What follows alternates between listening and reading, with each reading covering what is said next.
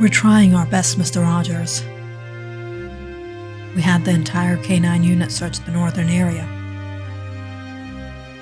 You have to keep searching. I know he's out there. He needs our help." "Mrs. Rogers, it's been almost 6 months. Perhaps he's no more."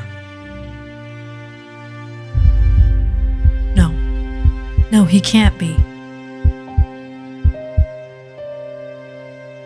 From her window, Casey watched as Mr. and Mrs. Rogers stood by the police officers, their faces etched with grief. Her heart ached as she saw them.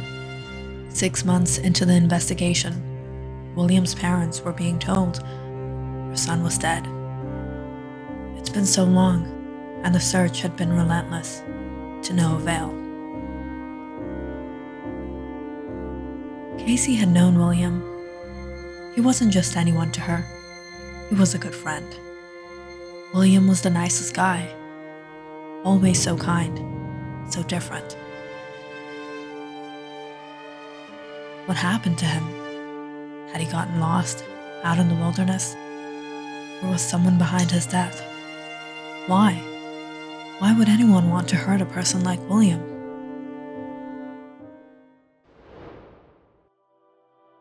Casey had a soft spot for William, and she knew, perhaps, William felt more than he expressed towards her too. Their relationship had barely begun, before everything fell apart. "Merry Christmas." "William, Merry Christmas. I got you something." "Really? Wow, this is so beautiful.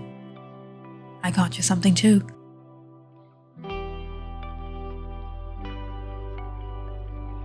"What is this?" "It's a bear's claw necklace. Stands for good luck." "Good luck? And me?" "Right." Casey remembered how the guys at school always picked on William. Alex, Damien, and Connor. It was like a daily routine.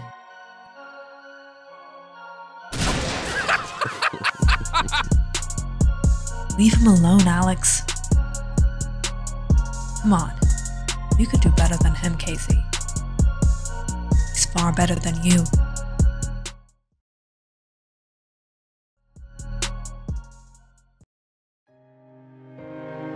The guys would always laugh it off and walk away, but Casey could see the pain William had to go through. He never spoke out, never stood up for himself, never fought back, yet he was always the target. And now, he's gone. It was so unfair.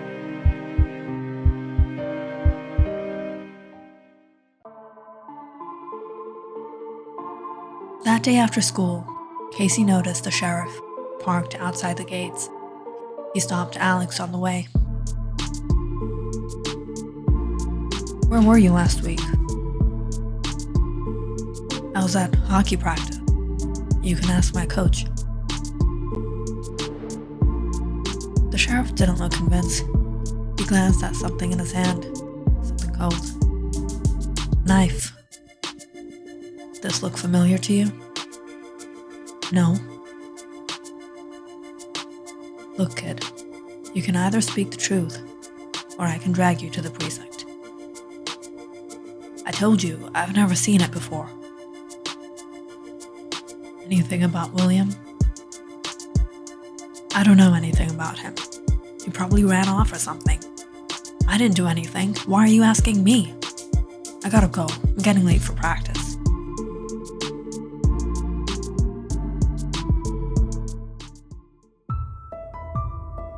Sheriff Downey carefully examined the knife. It was old. The blade rusted in places, but it had clearly been used. He wondered if it was part of something bigger, something sinister. There were fingerprints all over it. Alex's fingerprints. But did that mean he had anything to do with William's disappearance? The sheriff couldn't ignore the growing suspicion gnawing at him. Was it connected? Or was it just another clue that would lead nowhere? Alex hurried off, out of sight, from Sheriff Downey. His footsteps crunching in the snow. The air was still. But there was something strange about the woods today. It felt like something was watching him. He shook the feeling off and kept walking. Then he heard a noise. A branch snapping at him. He spun around, heart racing. He spun around, heart racing.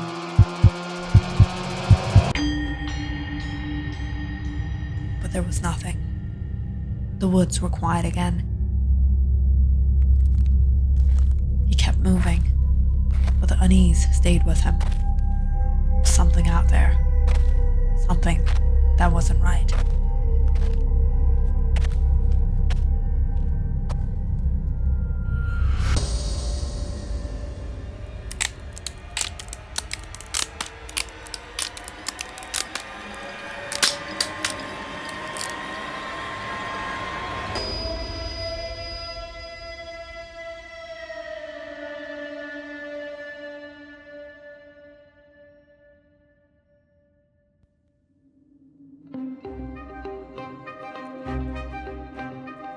The next morning, the sheriff was the one to find Alex.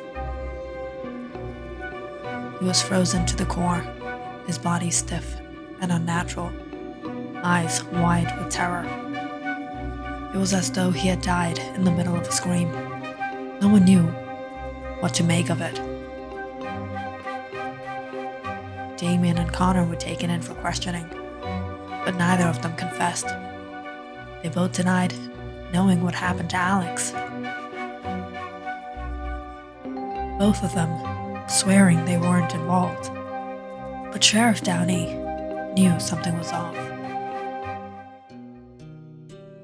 The day after Alex's death, Damien and Connor were at school, whispering to each other. They couldn't shake the fear in their eyes.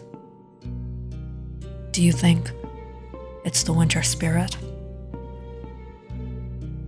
I don't know, man, but something's going on. People are dying. It's like the legend. It's real. What legend? It's not just some old story.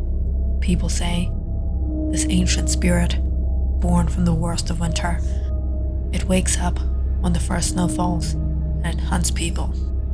You never know what will set it off. Once it's after you, there's no escaping. It moves through the snow like it's part of it. And you'll feel the cold creeping in before it gets you. It freezes you solid, like you're caught in a blizzard that never ends. And your face, it gets frozen in terror, like you're trapped in that moment forever. The worst part, it doesn't kill you. Makes sure you're never forgotten, leaving your body behind for everyone to see, frozen. Frozen. Lifeless. A warning to anyone else who might think they can get away with something.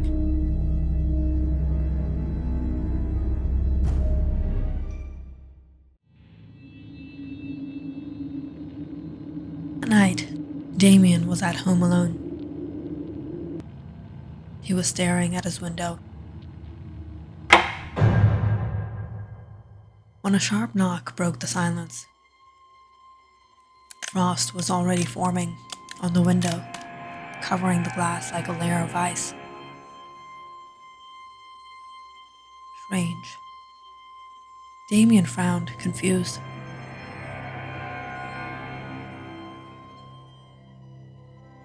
He cautiously opened it, and a cold air hit him like a slap. He stepped closer, peering outside.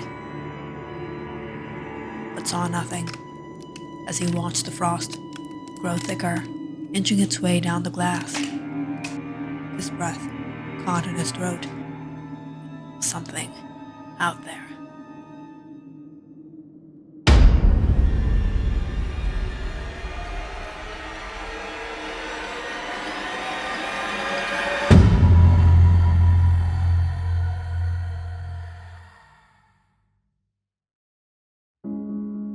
Damien? Damien, get up, you're getting late for school.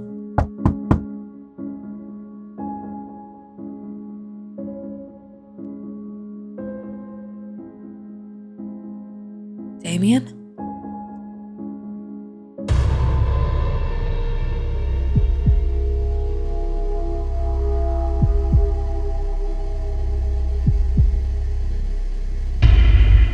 Damien?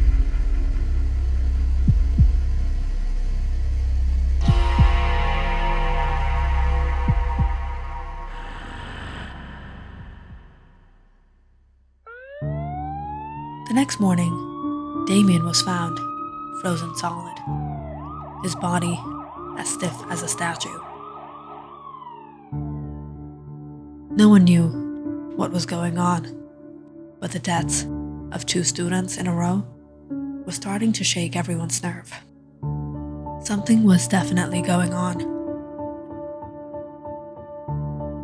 And perhaps the most frightened of them all was Connor.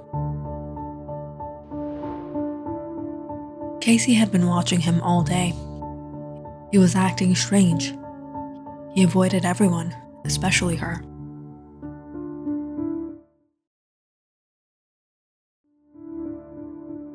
Every time Casey tried to talk to him, he only looked more paranoid.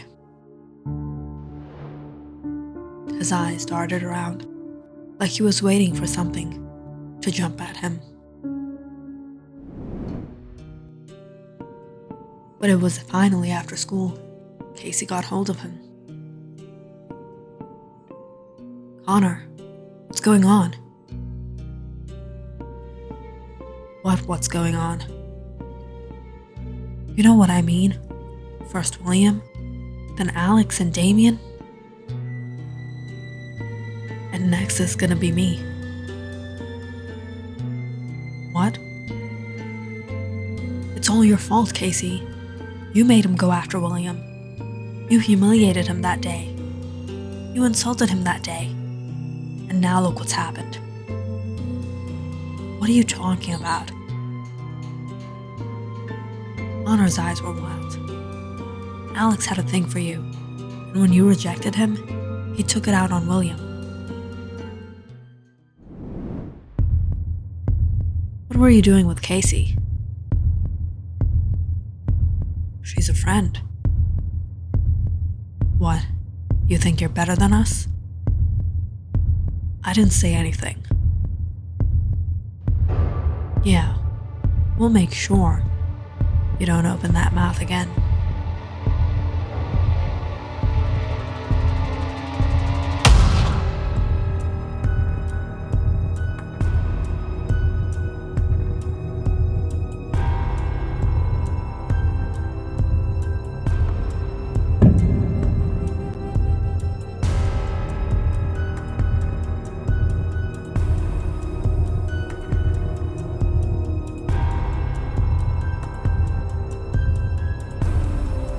He buried him in the snow, frozen.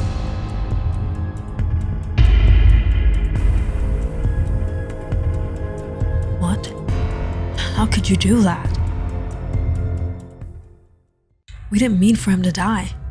We just wanted to scare him, make him feel how we felt. But when we left, he didn't come back. He was still out there, buried in the snow. We thought he was dead, but what? He can't be dead. It's a spirit who took their lives, and he won't spare me. I gotta leave. I'm leaving town. Casey's heart sank from what she heard. She didn't know what to say. She just watched Connor run off. off. In a panic, Connor decided to drive to his aunt's house, far away. But the journey was short-lived. The engine sputtered and died, leaving him stranded in the middle of nowhere.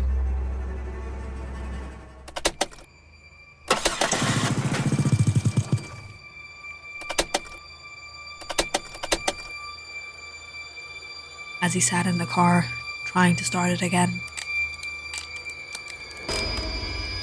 the windows began to frost over.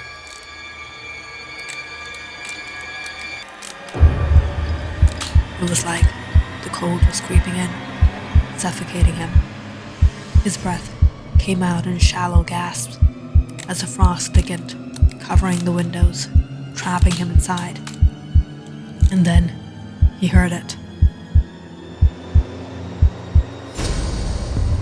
No, no, no.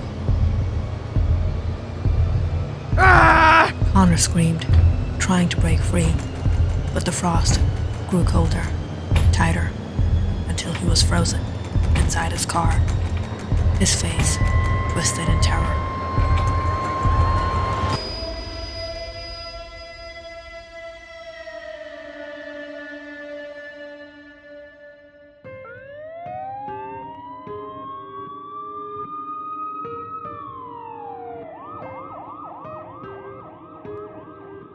Death by freezing. Sheriff, what do you think's going on? People are saying all sorts of things, calling this a supernatural case, saying there's some sort of curse on this town. Something is strange indeed, Adams. Strange indeed. The deaths, the strange circumstances, and the rumor of the legend, it all pointed to one thing. But could it be true? Was there a spirit haunting the town, seeking vengeance, with ice and snow? Or was something else at play?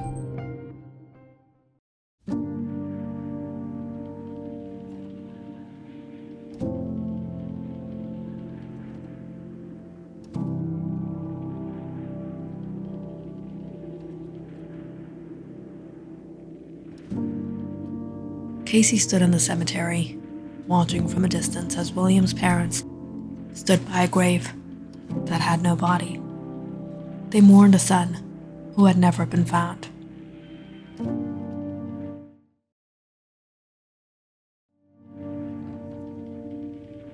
She felt a strange emptiness in her chest as she watched them, unsure of what to feel.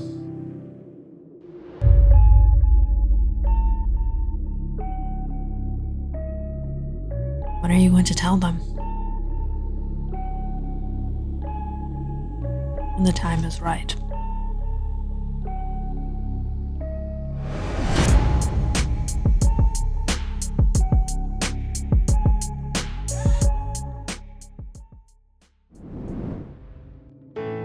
William.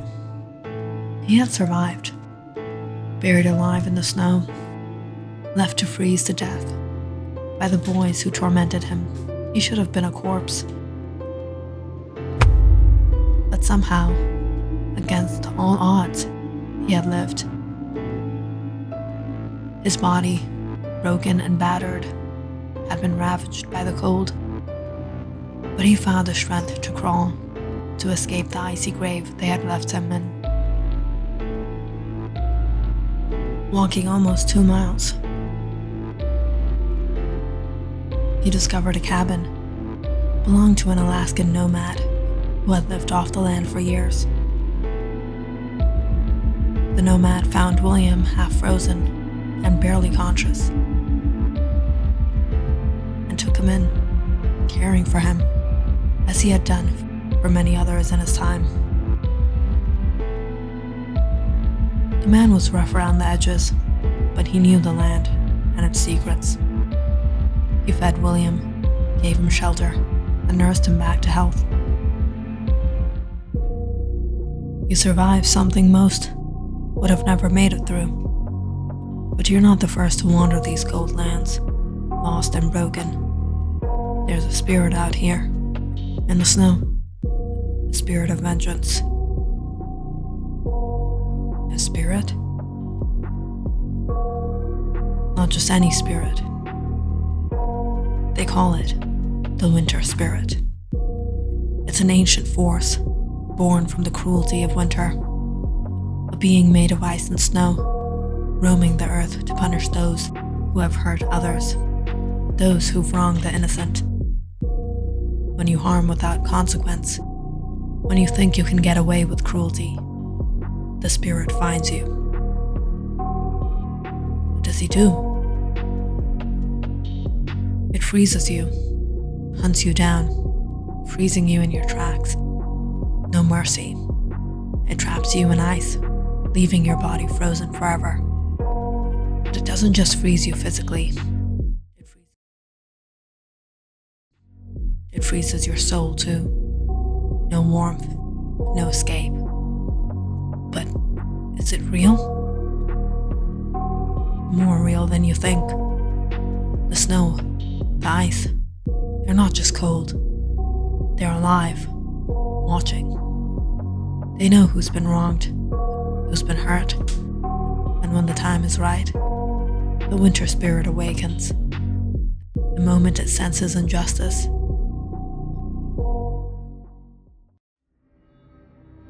William began to heal. His body slowly regained strength. But it wasn't just his physical wounds that needed mending. His mind, shattered by the cruelty he'd endured, had turned cold. And in that isolation, a new version of William was born. One driven by rage, by the need for revenge. During that time, William had reached out to Casey, his only connection to the world he'd left behind. She had been the one to care, to stand up for him. And though he had vanished, she never stopped searching, never stopped believing. Through secret messages, hidden in ways no one would suspect, William and Casey began to communicate. She kept him updated on investigation, fed him information about the boys who had betrayed him, on their every move. The police, oblivious to the truth, were closing in on nothing, while Casey was feeding William everything he needed. They both knew that the boys had gotten away with murder, and together, they hatched a plan.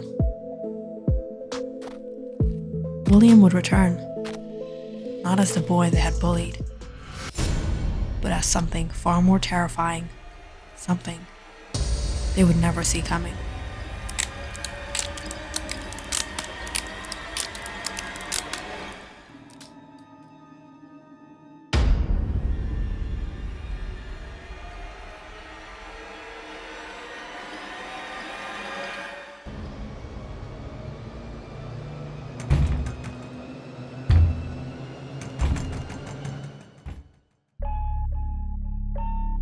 With every frozen body left behind, William grew stronger.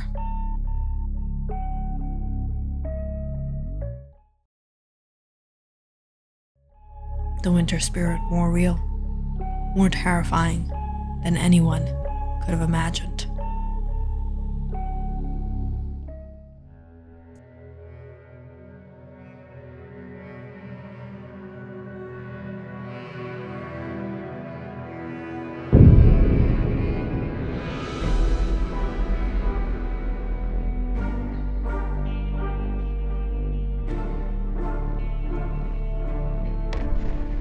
Click on the subscribe button and check out more awesome videos on our channel.